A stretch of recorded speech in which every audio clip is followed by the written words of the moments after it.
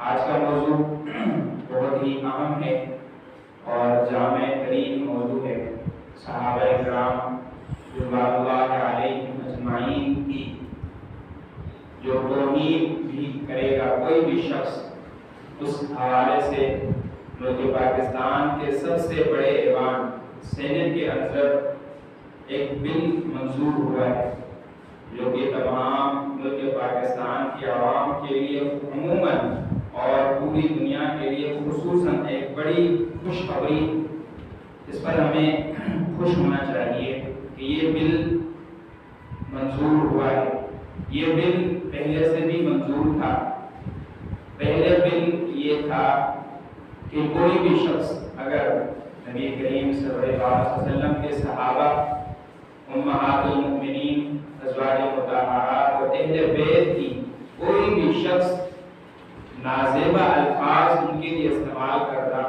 ان کی توہین کرتا، تو اس کے لیے ہمارے ملک میں قانون یہ تھا کہ اس کو 3 سال قید کی سزا ہوتی تھی، اور یقیناً یہ سزا بہت کم تھی، لیکن اس کے ساتھ دوسری شرط بھی تھی جو بڑی کم درجے کی تھی۔ وہ یہ تھی کہ کوئی بھی شخص جو صحابہ کرام کی توہین کرتا، امہات المؤمنین ازواج مطہرات کی توہین کرتا، تو اس کو یہ سہولت حاصل تھی کہ وہ ضمانت بھی کروا لیتا تھا، اور ہمارے ہاں تو ضمانت بڑے آرام سے ہو جاتی ہے، اور اکثر اوقات تو ایسا ہوتا ہے کہ کوئی شخص جو ہے وہ جرم کر لے تو بجائے اس کی FIR کٹنے کے بعد جیل میں جائے، ضمانت پہلے سے پہنچ جاتی ہے، اور وہاں شخص وہ مجرم جاتا ہی نہیں کہ وہاں سے جو ہے فون آ جاتا ہے کہ آپ کی ضمانت منظور ہوئی ہے، آپ اپنے کام کرتے رہیں۔ تو یہ جو ہے بہت ہی کم درجے کا قانون تھا، جس میں ترمیم ہونا بہت ضروری تھی۔ اس کے لیے میرے خیال میں 2020 سے کوشش کی گئی کہ اس بل میں ترمیم کی جائے۔ ترمیم کا مطلب یہ ہوتا ہے کہ جو بل پہلے سے ملک پاکستان میں ہے اس کے اندر کچھ اضافہ کیا جائے، یا اس میں کوئی شق اس کی کمی کی جائے۔ تو بجائے کمی ہونے کے الحمدللہ اس بل میں اضافہ ہوا، اور یہ بہت اچھی خبر ہے۔ اس بل کی تفصیل کو ہم تھوڑی سی بعد میں کریں گے۔ باقی اس بل کے لیے جس نے بھی منظوری میں کوشش کی ہے، اللہ تعالیٰ ان کی محنت کو، ان کے دن رات کی تودع کو اپنی بارگاہ عالیہ میں منظور و مقبول فرمائے، اور اس میں کوئی خاص عام نہیں۔ ہر شخص نے اپنے طور پر یقیناً کسی نہ کسی طرح اس بل میں مدد کی ہوگی۔ جیسے کہ سب سے پہلے سینیٹر اہل حدیث کے جو تھے جناب حافظ عبدالکریم صاحب، انہوں نے اس بل کو پیش کیا تھا، اور اس بل کے پیش کرنے کے بعد جو ہے وہ تمام لوگوں سے ووٹنگ بھی کی گئی تھی، اور انہوں نے یقیناً جو ہے وہ اس پہ یس یعنی ہاں میں جواب دیا تھا کہ اس بل میں یقیناً منظوری، اس بل میں یقیناً ترمیم ہونی چاہیے۔ تو پھر ایسا ہی ہوا کہ یہ بل الحمدللہ منظور ہوا۔ اس بل کی تفصیل کچھ اس طرح ہے کہ یہ بل 7 اگست 2023 بروز پیر کو پیش ہوا سینٹ میں، اور اس سے پہلے یہ بل اسلامی جمہوریہ جو نظریاتی کونسل ہے ملک پاکستان کی، وہاں پہ پیش کیا گیا، اور وہاں پہ متفقہ طور پر یہ بل منظور ہوا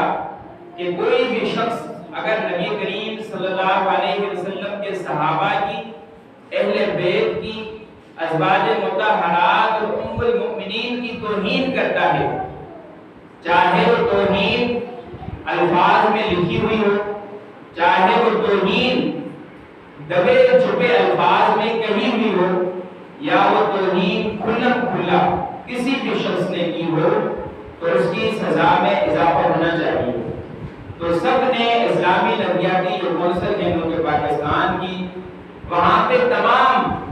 سیاسی لوگ ان کے جو ممبران ہیں انہوں نے اس پر متفقہ طور پر فیصلہ دیا کہ یہ بل منظور ہونا چاہیے. وہاں سے الحمدللہ قبلہ ایاز صادق جو تھے وہاں کے انہوں نے اس پر فیصلہ سنا دیا کہ یہ تمام ایوان کے ممبران کے مشورے کے بعد انہوں نے متفقہ طور پر یہ فیصلہ کیا. اور اب میں یہ پڑھنے لگا ہوں کہ یہ بل یہاں اسلامی نظریاتی کونسل سے پاس ہوا ہے. اب طریقہ کار یہ ہوتا ہے کہ جب کوئی بل اس میں ترمیم ہوتی ہے تو پھر نظریاتی کونسل میں جاتا ہے, وہاں سے منظور ہو جائے تو پھر ملک پاکستان کی جو سب سے بڑی ایوان ہے, سب سے بڑا جو گھر ہے وہاں چلا جاتا ہے. اس کو ایوان بالا عام طور پر سینٹ کے نام سے مشہور ہے. وہاں پر بھی تمام مسلک کے تمام سیاسی جتنی بھی پارٹیاں ہیں وہاں لوگ ہوتے ہیں. اس میں یہ کوئی اختلاف نہیں ہوتا کہ یہ سنی ہے تو اس کی کوئی رائے قبول نہیں ہوگی, یہ اہل حدیث ہے اس کے ووٹ کا کوئی اعتبار نہیں ہوگا, یہ جو ہے وہ شیعہ ہے اس کے دستخط کے کوئی جو ہے اعتبار نہیں ہوگا. ایسا بالکل نہیں. وہاں پہ متفقہ طور پر کوئی بھی بل پیش کیا جائے تو وہاں پہ لوگ جو ہے وہ اس پہ بات کرتے ہیں. جب بل پیش ہوتا ہے تو اس کے بعد تفصیلی بحث ہوتی ہے. کسی کو کوئی اعتراض ہوتا ہے تو وہ جس شخص نے بل پیش کیا ہوتا ہے باری باری ان اعتراضات کا جوابات دیتا رہتا ہے کہ اگر آپ کا یہ اشکال ہے کہ اس بل کو منظور نہیں ہونا چاہیے تو یہ اس کے جواب دے دیتا تھا کہ بھائی اس کی وجہ یہ تھی. اگر کسی شک میں کوئی جو ایک پوائنٹ تھا اس میں اگر کسی کو اختلاف ہوگا تو وہ اس پر بھی اس کا جواب دے دیتا. بہرحال خلاصہ کلام یہ ہوا کہ بہت سے ہفتوں کی محنت کے بعد وہاں پہ سب نے اپنی اپنی رائے پیش کی اور اس بل کی پیش کرنے کے بعد سب نے متفقہ طور پر آخر میں یہ فیصلہ کیا. بلکہ اس سے پہلے یہ 7 اگست کو جو بل پیش ہوا یہ 2 ہفتے پہلے منظور ہونا چاہیے تھا, لیکن 2 ہفتے پہلے ایسا ہوا کہ جب جناب حافظ عبدالکریم صاحب نے یہ بل منظور کروانے کے لیے پیش کیا سینٹ میں تو وہاں پہ اس وقت کے وزیر مملکت کھڑے ہوئے اور کہا کہ ہمیں کچھ لوگوں کو ابھی اعتماد میں لینا ہے, اس بل کو اگلے ہفتے رکھ لیں تاکہ ہم اگلے ہفتے جو ہے وہ ایک ہفتہ ہے اس میں جن لوگوں کو اعتماد میں لینا ہے ان کو بتا دیں کہ وہ بھی ہماری اس رائے کے ساتھ متفق ہو جائیں. اسی وقت جناب حافظ عبدالکریم صاحب جو اہل حدیث کے جو سینیٹر ہیں وہاں پہ سینٹ میں وہ کھڑے ہوئے, کہا کہ اگر تو اگلے ہفتے یہ بل منظور ہوگا اور بقول اس شخص وزیر مملکت کے کہ ایک ہفتہ ہمیں دیا جائے, ہمارے کچھ لوگوں کو اس میں اعتماد لینا ہے, تو میں بیٹھ جاتا ہوں. میں کیا کرتا ہوں, بیٹھ جاتا ہوں اور انشاءاللہ اگلے ہفتے کا انتظار کرتا ہوں. جن لوگوں کو اعتماد میں آپ لینا ہے تو ان سے آپ بات کر کے بتا دیں گے. اگر ایسا نہیں کہ صرف اس بل کو آگے کرنا, اس کے دن بڑھا دینا اور اس نظریے کے ساتھ بڑھا دینا کہ اگلے ہفتے پھر اس پہ کوئی بات نہیں ہو سکے گی, تو یہ ایسا نہیں ہوگا. اگر تو ایوان بالا کے جو بڑے صدر ہیں وہ اجازت دے دیں کہ اگلے ہفتے اس بل کو منظور کریں گے تو میں بیٹھ جاتا ہوں. اگر اگلے ہفتے بھی منظور نہیں ہوتا تو پھر میں اپنا احتجاج ابھی ریکارڈ کرواتا ہوں. تو ایوان بالا کے جو صادق صدرانی صاحب ہیں انہوں نے کہا کہ آپ نے فکر رہیں, ایک ہفتے کی مہلت دیتے ہیں, اگلے ہفتے اس پر ضرور بات کریں گے. تو خدا کا کرنا ایسا ہوا کہ اگلے پیر کو چین کے نائب صدر جو ہے وہ وہاں پاکستان میں دورے کے لیے تشریف لائے. تو پھر حکومت پاکستان کی طرف سے 2 دن مزید چھٹی کا اعلان ہوا, یعنی پیر اور منگل کی جو 2 دن تھے سرکاری اعلان جو ہے وہ چھٹی کا ہوا. تو پھر وہ پچھلا ہفتہ بھی وہ اسی میں گزر گیا, اس پہ پھر بات نہیں ہو سکی. بالآخر وہ 7 اگست 2023 بروز پیر کو قومی اسمبلی میں وہ بل دوبارہ پیش ہوا اور یاد دہانی کروائی گئی کہ اس بل کے حوالے سے ہم نے 2 ہفتے پہلے بھی بات کی تھی، لیکن مقبول وزیر مملکت کے کہ ہمیں 1 ہفتہ دے دیا جائے کہ ہم اپنے کچھ لوگوں کو اعتماد میں لیں گے، تو انہوں نے وقت لیا تھا 1 ہفتے کے بجائے ان کے پاس 2 ہفتے چلے گئے۔ اب تو یقیناً اس نے اپنے لوگوں کے اعتماد میں لیا ہوگا اور اس بل کو اب متفقہ طور پر منظور کیا جائے۔ جب جناب محمد عبد الکریم صاحب بیٹھ گئے تو پھر صادق سنجرانی صاحب جو ہیں انہوں نے اب سوچا کہ کیا کریں، تو جمعیت علماء اسلام سے کے جو سینیٹر ہیں جناب طلحہ محمود صاحب، صادق سنجرانی صاحب نے اس سے پوچھا کہ آپ بتائیں کہ آپ فیصلہ کس طرح کریں، تو سینیٹر طلحہ محمود نے کہا کہ آپ یس اور نو میں سب سے جواب پوچھ لیں، اگر زیادہ لوگ اس طرف ہوں کہ اس بل کو منظور ہونا چاہیے تو وہ یہ کہہ دیں کہ یس اس بل کو منظور ہونا چاہیے، اگر کسی کو اعتراض ہو تو اس کے بعد بتا دیں کہ نو اس بل کو منظور نہیں ہونا چاہیے۔ تو طلحہ محمود صاحب کی یہ بات ان کو مشورہ پسند آیا تو صادق سنجرانی صاحب نے پھر اس بات کو پیش کیا کہ اس بل کو ہم ابھی منظور کر رہے ہیں، کسی کو اگر اعتراض ہے تو بتا دے، تو پورا ایوان خاموش تھا، اور پھر جب پوچھا گیا کہ اس بل کو ہم منظور کر رہے ہیں تو کیا آپ لوگوں کی طرف سے اس میں اجازت ہے، تو سب نے یس میں جواب دیا، اور اس وقت الحمدللہ یہ بل ترمیمی بل ملک پاکستان کے اندر جو توہین صحابہ، اہل بیت اور امہات المؤمنین اور ازواج مطہرات کے حوالے سے منظور ہوا۔ اب منظور تو ہوا اور اس بل کو منظور ہونا ہی تھا، اس لیے کہ اس بل کے لیے ہمارے بہت سارے بڑے بڑے لوگوں نے اپنی جانوں کے نذرانے پیش کیے ہیں۔ یہ جو صحابہ، یہ جو سپہ صحابہ ہے، اتنی بڑی جماعت، ان کے جتنے بھی کارکنان شہید ہوئے ہیں، جتنے بھی بڑے بڑے حضرات ان کے شہید ہوئے ہیں، وہ اسی کے لیے انہوں نے اپنی زندگی کو جو ہے وہ داؤ پر لگا دیا تھا کہ ہم اپنی زندگی کو اس لیے داؤ پہ لگا رہے ہیں کہ ملک پاکستان میں کم از کم ملک پاکستان میں کوئی بھی شخص کسی بھی پارٹی کا ہو، کسی بھی مسلک کا ہو، صحابہ کرام، امہات المؤمنین، ازواج مطہرات اور اہل بیت پر ایک برا لفظ بھی استعمال نہیں کرے گا۔ صرف ایک نے نہیں، دسیوں لوگوں نے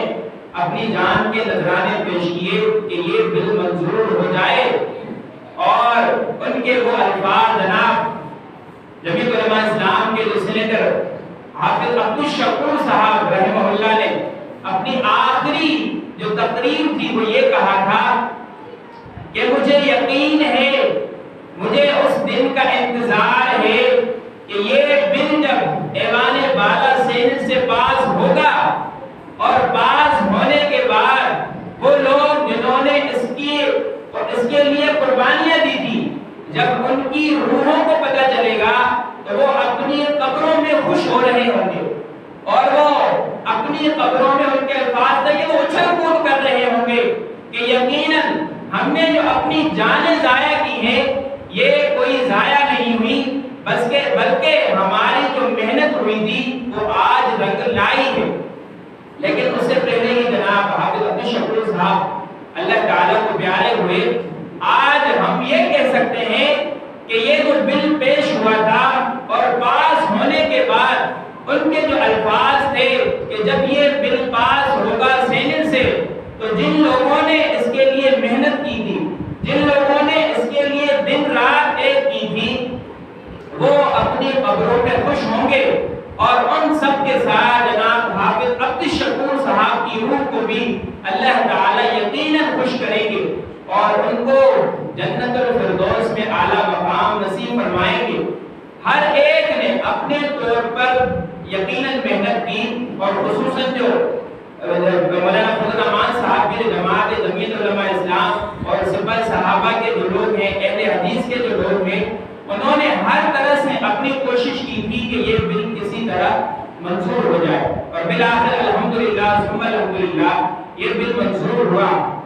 اس بل کی منظوری کے بعد ہمیں سب سے پہلا جو کام ہے وہ یہ ہے کہ اللہ تعالیٰ کی ذات میں سربسرور ہونا چاہیے، اللہ تعالیٰ کی ذات کا شکر ادا کرنا چاہیے۔ شکر یا تو سجدہ و خیرات، بندہ جو ہے وہ اللہ تعالیٰ کی راہ میں صدقہ و خیرات کر کے بھی کر سکتا ہے، اللہ تعالیٰ کے سامنے دعا کر کے بھی کر سکتا ہے، اللہ تعالیٰ کے سامنے 2 رکعت نفل پڑھ کے شکرانے کے طور پر بھی پڑھ کے یہ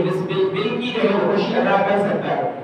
اب یہ بل منظور ہوا، الحمدللہ ثم الحمدللہ۔ اب دیکھنا یہ ہے کہ بل میں ترمیم کیا ہوئی ہے، پہلے بل کیا تھا اور اب کیا ہے۔ پہلے بل یہ تھا کہ کوئی بھی شخص اگر نعوذ باللہ صحابہ کرام، اہل بیت، امہات المؤمنین اور ازواج مطہرات کی توہین کرتا تھا، برے الفاظ استعمال کرتا یا لکھتا یا دبے الفاظ میں حضور علیہ السلام کے صحابہ کرام کی توہین کرتا تھا، تو اس کے لیے جو کم سے کم سزا تھی ملک پاکستان کی وہ صرف اور صرف 3 سال تھی، اور اس ملزم کو یہ بھی جو ہے وہ اہمیت اور فائدہ حاصل تھا کہ وہ اس کی ضمانت بھی منظور ہو جاتی تھی، اور جیسے میں نے شروع میں بتایا کہ ضمانت پہلے پہنچ جاتی تھی اور جو ہے وہ مجرم کو جو فائل ہوتی تھی وہ بعد میں آتی تھی۔ لیکن اب اس بل میں منظوری یہ ہوئی ہے کہ یہ جو 3 سال کی سزا تھی اس کو بڑھا کر 10 سال کر دیا ہے، کم سے کم جو سزا ہوگی اس ملزم کی وہ 10 سال ہوگی، اور زیادہ سے زیادہ جو سزا ہوگی وہ عمر قید بھی ہو سکتی ہے۔ حالانکہ ہونا تو یہی چاہیے کہ عمر قید ہی ہو، بلکہ اس سے بھی بڑھ کر کہ کوئی بھی شخص اگر صحابہ کرام کی توہین کرتا ہے، امہات المؤمنین، ازواج مطہرات اور اہل بیت کی توہین کرتا ہے، تو اس کا سر اپنے تن سے جدا کرنا چاہیے۔ ایسے ملعون شخص کو اس دنیا کے اندر رہنے کا کوئی حق نہیں ہے کہ وہ صحابہ کرام جن کے بارے میں اللہ تعالیٰ فرماتے ہیں محمد رسول اللہ والذین معه اشداء علی الکفار، حضور علیہ السلام کی تعریف کرنے کے بعد فرمایا کہ یہ صحابہ اشداء علی الکفار رحماء بینہم تراہم رکعا سجدا یبتغون فضلا من اللہ ورضوانا۔ اور اللہ تعالیٰ صحابہ کرام کے بارے میں فرماتے ہیں اولئک هم المفلحون اولئک هم الراشدون اولئک هم الفائزون رضی اللہ عنہم ورضوا عنہ، کہ اللہ تبارک و تعالیٰ کی ذات بھی ان سے راضی ہے اور یہ اللہ تبارک و تعالیٰ کی ذات سے راضی ہے۔ اور جگہ فرمایا اولئک هم خیر البریہ، کہ دنیا کے اندر زمین پر اوپر رہنے والے جو لوگ ہیں سب سے بہترین جو جماعت ہے حضور علیہ السلام کے بعد وہ صحابہ کرام کی جماعت ہے۔ اور صحابہ کرام کے بارے میں جو لوگ برے الفاظ جو ہے استعمال کرتے ہیں،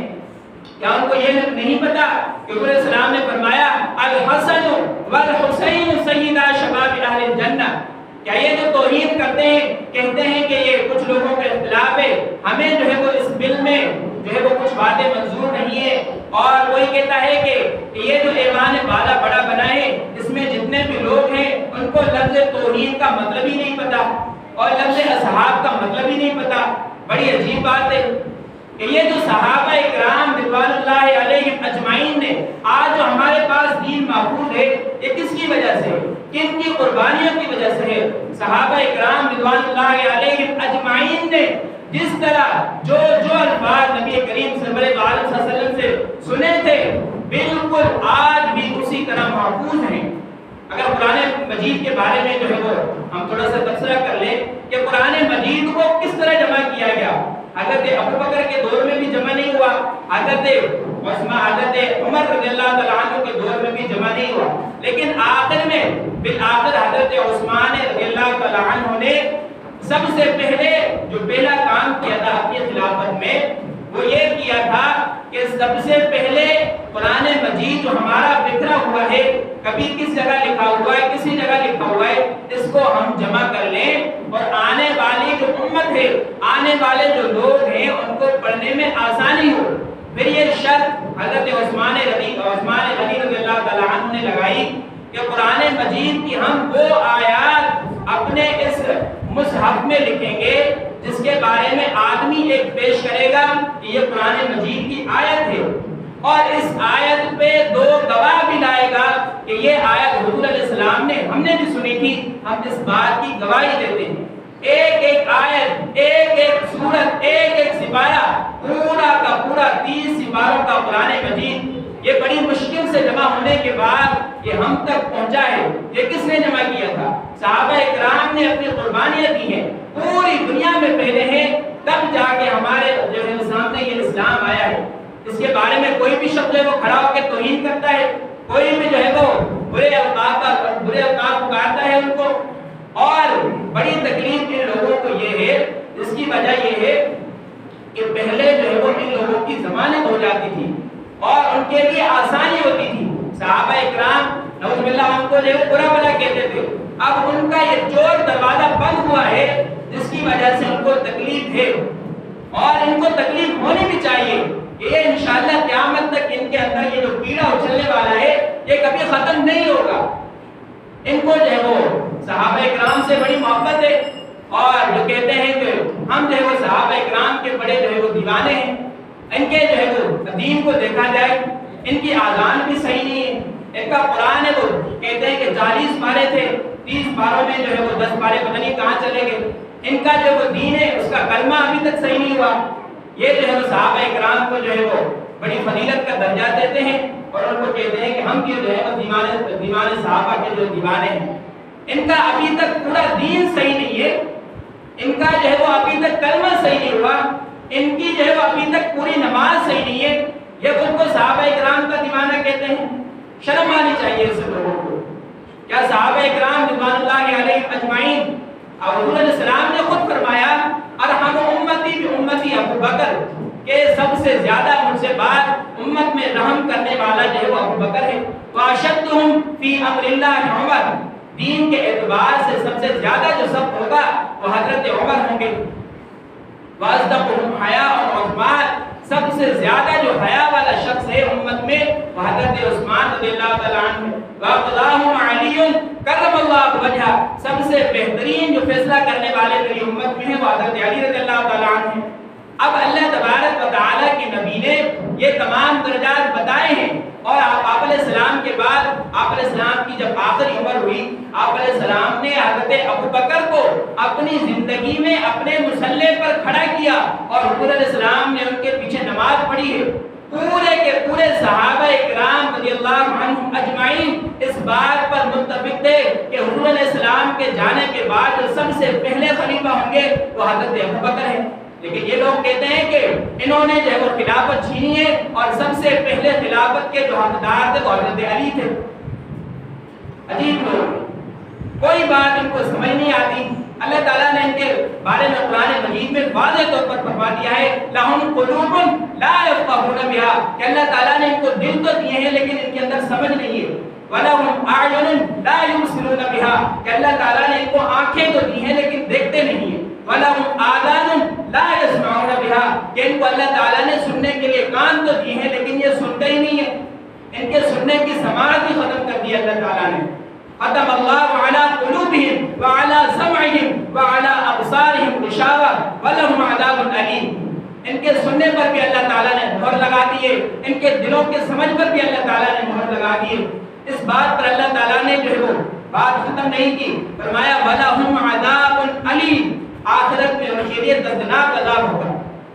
صرف آخرت میں نہیں ہوگا بلکہ اس سے پہلے بھی اللہ تبارک و تعالیٰ جو ہے وہ ایسے لوگوں کو دنیا کے اندر دکھا دیتے ہیں کہ ان کو ایک جو ہے وہ بڑے بادشاہ تھے، وہ اکثر طور پر صحابہ اکرام کی توہین کرتے تھے اور برے الفاظ اور القابات استعمال کرتے تھے۔ ان کو اللہ تعالیٰ نے دنیا کے اندر یہ عذاب دیا کہ وہ ان کے جو کھانا کھاتے تھے آخر عمر میں پیتے تھے وہ پھر دوسرے راستے سے نکلتا نہیں تھا۔ پھر وہ ڈاکٹروں نے حکیموں نے بہت بڑا علاج کیا کہ یہ دوا دے دے یہ دوا دے دے، ان کو قبض ہو گیا۔ اب وہ کھا پی تو رہے صحیح ہے لیکن وہ نیچے سے جو چیز نکلتی ہے پاخانہ وہ نہیں نکلتا۔ بالآخر ایسا ہوا کہ وہ دن جو قبض تھا وہ بڑھتا گیا، پریشانی بڑھتی گئی اور اس کو جو وہ تکلیف تھی وہ بڑھتی گئی، اور بالآخر ایسا ہوا آخر میں جتنا بھی گند تھا اللہ تعالیٰ نے اس کے منہ سے نکال کے پھینکا کہ تو صحابہ اکرام کی توہین کرتا ہے، تیری اتنی مجال ہے کہ تو جو ہے وہ صحابہ اکرام ازواج مطہرات علیہم البیت کے حوالے سے برے برے الفاظ استعمال کرتا ہے، پوری دنیا کو دکھا دیا۔ جب اس کو یہ گند منہ سے نکلا تو کسی ساتھ میں کھڑے شخص نے پوچھا کہ یہ کیا ہے؟ اس نے فوراً بتا دیا کہ یہ میں صحابہ کرام کی توہین کرتا تھا، امہات المؤمنین ازواج مطہرات اہل بیت کو برا بھلا کہتا تھا، اللہ تعالیٰ نے آج دنیا میں مجھے عذاب دکھا دیا ہے۔ اس سے بھی بڑھ کر اگر یہ جتنے بھی لوگ صحابہ کرام کی توہین کرتے ہیں، ازواج مطہرات امہات المؤمنین اہل بیت کو برے الفاظ سے پکارتے ہیں، اگر ان کی قبروں میں آج چلے جائیں، مولانا اورنگزیب فاروقی صاحب کے جو الفاظ ہیں وہ کہتے ہیں کہ میں دعویٰ سے کہہ سکتا ہوں کہ جتنے بھی لوگ حضور علیہ السلام کی صحابہ کرام رضوان اللہ علیہم اجمعین ازواج مطہرات اہل بیت کی توہین کرتے تھے، میں آج حلفاً میں اس بات کا وعدہ کر کے کہہ سکتا ہوں کہ ان کی قبروں میں ان کی جانیں نہیں گدے پڑے ہوں گے۔ کیا صحابہ کرام رضوان اللہ علیہم اجمعین کی عزت اتنی کم تھی کہ ان کے لیے کوئی بھی شخص کھڑا ہو کے برے الفاظ استعمال کرے، کوئی بھی جو ہے وہ ان کو جو ہے برا بھلا کہتا رہے، اور وہ ایک شخص کھڑے ہو کر کہتا ہے کہ یہ اس بل میں جو ہے وہ اس کی جو ہے وہ ترمیم ہونے کی ضرورت ہی نہیں تھی، یہ بل پہلے سے جو منظور تھا۔ ایک وہ بڑے شخص جاوید احمد رامدی صاحب، وہ بھی بڑے عجیب لوگ، بڑے عالم ہیں، وہ کہتے ہیں کہ آپ نے اگر کسی یہ جو صحابہ کی توہین کو رکوانا ہے تو اس کا بہتر طریقہ یہ ہے کہ اس کو سزا نہ دیں، بلکہ اس کے دل میں صحابہ کی توہین بٹھائیں، صحابہ کی جو محبت ہے وہ بٹھائیں، امہات المؤمنین کا جو درجہ ہے اس کو سمجھائیں، ازواج مطہرات اہل بیت کا جو درجہ ہے اس کو سمجھائیں۔ یہ بلا کس قانون میں ہے، یہ کس ملک میں ہوتا ہے؟ سعودیہ کو دیکھ لیں، کوئی مائی کا لال ہے کہ اگر جو ہے وہ روڈ پہ کھڑے ہو کر اور جو سعودی کا جو سگنل توڑ دے، کسی شخص میں دم نہیں ہے۔ یہ قوانین بنائے کس لیے جاتے ہیں کہ تاکہ لوگ رک جائیں، جو قانون منظور ہوا ہے اس قانون پر عمل کریں، اور اس کی جو بری سے بری سزا ہے اس کو دیکھ کر جو ہے وہ اس جو ہے الفاظ استعمال کرتے ہیں اس سے بچ جائیں۔ دنیا کا ہر ملک دیکھ لے، ہر طرح کے قوانین بنے ہوئے ہیں، اور قوانین بنائے ہی اس لیے جاتے ہیں کہ لوگ اس جو ہے قانون بنائے اس پر عمل کریں، اس کی جو دوسری سائڈ ہے اس سے بچیں۔ لیکن یہاں پر کہ پاکستان میں چونکہ آزادی بہت زیادہ ہے تو ایسے لوگوں کو آزادی جو ہے وہ یہ بھی سمجھتے ہیں کہ ہم حضرت علی کو پہلا درجہ بھی دے دیں، ہماری آذان بھی اپنے مطابق ہو، ہمارا اپنا کلمہ بھی اپنے مطابق ہو۔ اللہ تعالیٰ نے واضح طور پر ان کے لوگوں کے بارے میں فرمایا ختم اللہ علی قلوبہم وعلی سمعہم وعلی ابصارہم۔ ہم ان کو کیا سمجھا سکتے ہیں جب اللہ تعالیٰ نے دل پہ مہر لگا دی ہے، نہ سمجھ سکتے ہیں نہ سن سکتے ہیں اور نہ جو ہے وہ ان کو دیکھنے کی کوئی طاقت ہے۔ عجیب لوگ ہیں۔ جب یہ بل پاس نہیں ہوا تھا، احمد الجانوی صاحب جو صبح صحابہ کے بڑے ہیں، انہوں نے کہا کہ جب یہ بل پاس نہیں ہوا تھا ہم قومی اسمبلی اسلام آباد میں بیٹھے ہوئے تھے، ہمارے علماء کرام بھی تھے، ان کے بڑے بڑے علماء کرام بھی تھے، انہوں نے کہا تھا کہ یہ بل منظور ہونا چاہیے، اور اس سے بھی بڑھ کر انہوں نے کہا کہ ہمیں جو ہے وہ ایران کے جو بڑے بڑے مفتی ہیں انہوں نے بھی یہی فتویٰ دیا ہے کہ اس بل کو منظور ہونا چاہیے، ہمیں جو ہے یہ بات برداشت نہیں ہے کہ کوئی بھی شخص صحابہ کرام کو ازواج مطہرات امہات المؤمنین اہل بیت کو برے الفاظ سے پکارتا ہے۔ اب ان کے اپنے فتویٰ بھی یہی کہتے ہیں، ان کے بڑے لوگ بھی یہی کہتے ہیں، اب ہم ان کو کیسے سمجھائیں کہ یہ بل منظور ہو گیا ہے اب اس پر عمل بھی کریں؟ لیکن نہیں، وہ جو ہے ایک شخص کہتا ہے کہ یہ بل جو ہے وہ چور دروازے سے پاس ہوا ہے۔ ابے پوری دنیا کو جب پتا تھا، پورے ملک پاکستان کو جب پتا تھا یہ بل اسمبلی میں پیش ہوا ہے، سب لوگوں نے اس پر متفقہ طور پر فیصلہ کیا ہے، اس کے بعد ہی یہ بل منظور ہوا ہے، اور اس سے پہلے ہی اسلامی نظریاتی کونسل میں یہ بل پیش ہوا تھا، اس پر بھی انہوں نے سب نے متفقہ طور پر فیصلہ کیا۔ لیکن بس وہ آخر میں یہی بات میرے خیال میں ہمیں سمجھ آتی ہے، ختم اللہ علی قلوبہم وعلی سمعہم وعلی ابصارہم، کہ اللہ تعالیٰ نے ان کے دلوں پر مہر لگا دی ہے کہ یہ ایمان کی بات کو سمجھ نہیں سکتے، وعلی سمعہم، ان کی آنکھوں پر اللہ تعالیٰ نے مہر لگا دی ہے کہ یہ صحیح بات کو دیکھ نہیں سکتے، یہ صحیح بات کو سن نہیں سکتے۔ تو آخر میں ہماری یہ گزارش ہے، سب سے پہلے جو بات ہے ہمیں اللہ تعالیٰ کا شکر ادا کرنا ہے کہ یہ بل پاس ہوا اور اس کے اندر اب ضمانت کی کوئی گنجائش نہیں ہے، اس پر اللہ تعالیٰ کا شکر ادا کرنا ہے۔ اور جس آدمی نے بھی، کوئی چھوٹا ہو بڑا ہو، ہمیں اس سے کوئی اختلاف نہیں، اگر اس نے اس بل کی منظوری کے لیے تھوڑی سی بھی محنت کی ہے، اتنی محنت کہ یہ پرچے وہاں سے لے کر دوسرے آدمی سے دستخط کروائے، اللہ تعالیٰ ان کی اس محنت کو اپنی بارگاہ عالیہ میں منظور و مقبول فرمائے، ان کے درجات کو بلند فرمائے، ان کے گناہوں کو معاف فرمائے، اور جتنے حضرات اس دنیا سے جا چکے اور اس محنت کو کرتے کرتے جا چکے، اللہ تعالیٰ ان کی قبروں کو جنت الفردوس میں اعلیٰ مقام نصیب فرمائے۔ اور دوسری اور آخری بات وہ یہ ہے کہ ہمیں اس بل پر عمل بھی کرنا ہے اور دوسروں کو بھی سمجھانا ہے،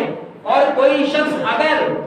جو ہے وہ اس بل کی خلاف ورزی کرتا ہے، ہمارا جو حق ہے ہم اس کی FIR کٹوائیں اور تھانے میں پیش کریں، ہمارا اتنا حق تو بنتا ہے۔ اور اگر یہ بھی نہیں کر سکتے، آج کل تو سوشل میڈیا کا دور ہے، یہاں پہ آپ واویلا مچا دیں، اپنے یوٹیوب پہ بچا دیں، ٹویٹر پہ بچا دیں، اور سب سے بڑھ کر فیس بک پہ بتا دیں کہ بھائی اس شخص نے جو ہے وہ صحابہ کرام کی نعوذ باللہ توہین کیے، ازواج مطہرات کی، اہل بیت کی توہین کیے، یہ اس کو کڑی سے کڑی سزا ہونی چاہیے۔ ہر شخص اپنے طور پر چھوٹی سی پوسٹ لکھ کے پوری دنیا کو بتا دے،